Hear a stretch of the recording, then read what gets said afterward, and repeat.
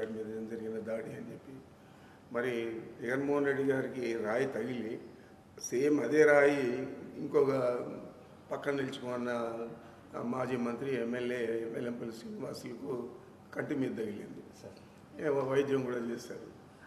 మరి అది ఏదో సింపతి వచ్చేస్తుంది అని చెప్పి ఆయన అనుకొని నిన్న ఆయన అదే చేశాడు. వాళ్ళ దగ్గర రాళ్ళు వేపించుకొని ఇది జగన్ గ్యాంగ్ పని అని చెప్పి పిల్ల కుంక నీ పని అయిపోయింది ఇదంతా కూడా మాట్లాడుతున్నాడు. అసభ్య పదజాలంతో మాట్లాడుతున్నాడు. అతని వయసుకు తగినట్లు తను మాట్లాడడం లేదు.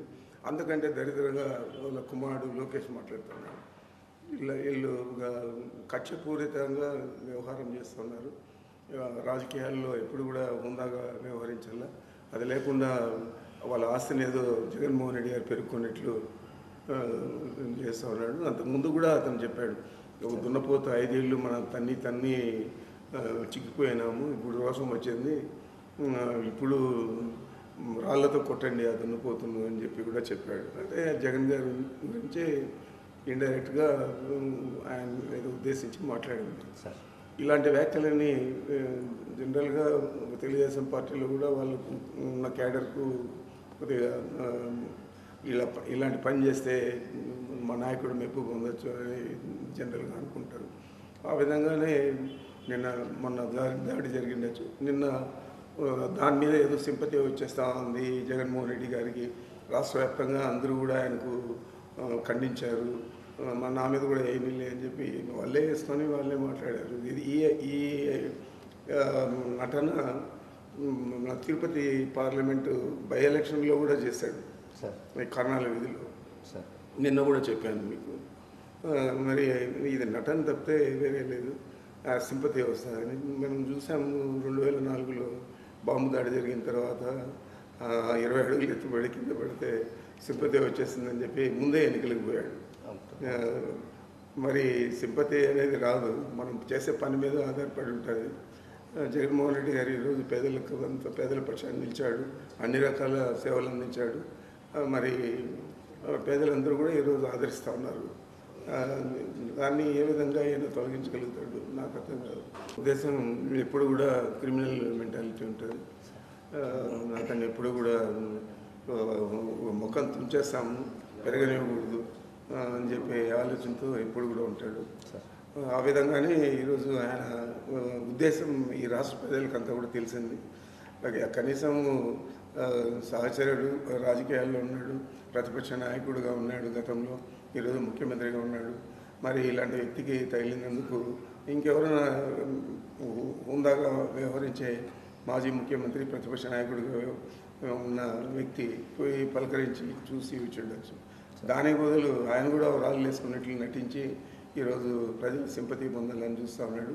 ఇంత నీచమైన రాజకీయాలు తెలుగుదేశం పార్టీకే సరిపోతారు తప్ప ఎవరు కూడా దీన్ని హర్షించరు. గారి మీద జరిగిన దాడి అని చెప్పి మరి జగన్మోహన్ రెడ్డి గారికి రాయి తగిలి సేమ్ అదే రాయి ఇంకొక పక్కన నిలుచుకున్న మాజీ మంత్రి ఎమ్మెల్యే వెల్లంపల్లి శ్రీనివాసులకు కంటి మీద తగిలింది. వైద్యం కూడా చేశారు. మరి అది ఏదో సింపతి వచ్చేస్తుంది అని చెప్పి ఆయన అనుకొని నిన్న ఆయన అదే చేశాడు. వాళ్ళ దగ్గర రాళ్ళు వేపించుకొని ఇది జగన్ గ్యాంగ్ పని అని చెప్పి పిల్ల కుంక నీ పని అయిపోయింది ఇదంతా కూడా మాట్లాడుతున్నాడు. అసభ్య పదజాలంతో మాట్లాడుతున్నాడు. అతని వయసుకు తగినట్లు తను మాట్లాడడం లేదు. అందుకంటే దరిద్రంగా వాళ్ళ కుమారుడు లోకేష్ మాట్లాడుతున్నాడు. వీళ్ళు కక్షపూరితంగా వ్యవహారం చేస్తున్నారు. రాజకీయాల్లో ఎప్పుడు కూడా హుందాగా వ్యవహరించాల. అది లేకుండా వాళ్ళ ఆస్తిని ఏదో జగన్మోహన్ రెడ్డి గారు పెరుక్కున్నట్లు చేస్తూ ఉన్నాడు. అంతకుముందు కూడా అతను చెప్పాడు, ఒక దున్నపోతు 5 ఏళ్ళు మనం తన్ని చిక్కిపోయినాము, ఇప్పుడు రోషం వచ్చింది, ఇప్పుడు రాళ్లతో కొట్టండి ఆ దున్నపోతును అని చెప్పి కూడా చెప్పాడు. అంటే జగన్ గారి గురించి ఇండైరెక్ట్గా ఆయన ఏదో ఉద్దేశించి మాట్లాడింది. ఇలాంటి వ్యాఖ్యలని జనరల్గా తెలుగుదేశం పార్టీలో కూడా వాళ్ళకు ఉన్న క్యాడర్కు కొద్దిగా ఇలాంటి పని చేస్తే మా నాయకుడు మెప్పు పొందొచ్చు అని జనరల్గా అనుకుంటారు.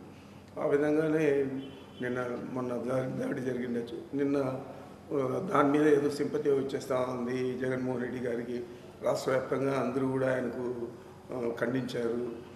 నా మీద కూడా ఏమీ లే అని చెప్పి వాళ్ళే వేసుకొని వాళ్ళే మాట్లాడారు. ఇది ఈ ఈ ఆ, నటన మన తిరుపతి పార్లమెంటు బై ఎలక్షన్లో కూడా చేశాడు ఈ కర్ణాల విధిలో. నిన్న కూడా చెప్పాను మీకు.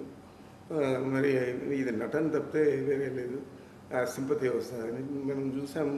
2004లో బాంబు దాడి జరిగిన తర్వాత 20 అడుగులు ఎత్తుబడి కింద పడితే సింపతి వచ్చేసిందని చెప్పి ముందే ఎన్నికలకు పోయాడు. మరి సింపతి అనేది రాదు, మనం చేసే పని మీద ఆధారపడి ఉంటుంది. జగన్మోహన్ రెడ్డి గారు ఈరోజు పేదలకు అంత పేదల పక్షాన్ని నిలిచాడు, అన్ని రకాల సేవలు అందించాడు. మరి పేదలందరూ కూడా ఈరోజు ఆదరిస్తూ ఉన్నారు. దాన్ని ఏ విధంగా ఆయన తొలగించగలుగుతాడు నాకు అర్థం కాదు. ఉద్దేశం ఎప్పుడు కూడా క్రిమినల్ మెంటాలిటీ ఉంటుంది. అతను ఎప్పుడు కూడా ముఖం తుంచేస్తాము, పెరగనివ్వకూడదు అని చెప్పి ఆలోచనతో ఎప్పుడు కూడా ఉంటాడు. ఆ విధంగానే ఈరోజు ఆయన ఉద్దేశం ఈ రాష్ట్ర ప్రజలకంతా కూడా తెలిసింది. కనీసం సహచరుడు, రాజకీయాల్లో ఉన్నాడు, ప్రతిపక్ష నాయకుడిగా ఉన్నాడు గతంలో, ఈరోజు ముఖ్యమంత్రిగా ఉన్నాడు.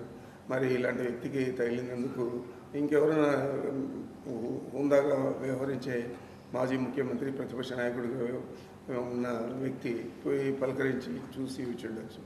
దానికి బదులు ఆయన కూడా రాళ్ళు వేసుకున్నట్లు నటించి ఈరోజు ప్రజలు సింపతి పొందాలని చూస్తూ ఉన్నాడు. ఇంత నీచమైన రాజకీయాలు తెలుగుదేశం పార్టీకే సరిపోతారు తప్ప ఎవరు కూడా దీన్ని హర్షించరు.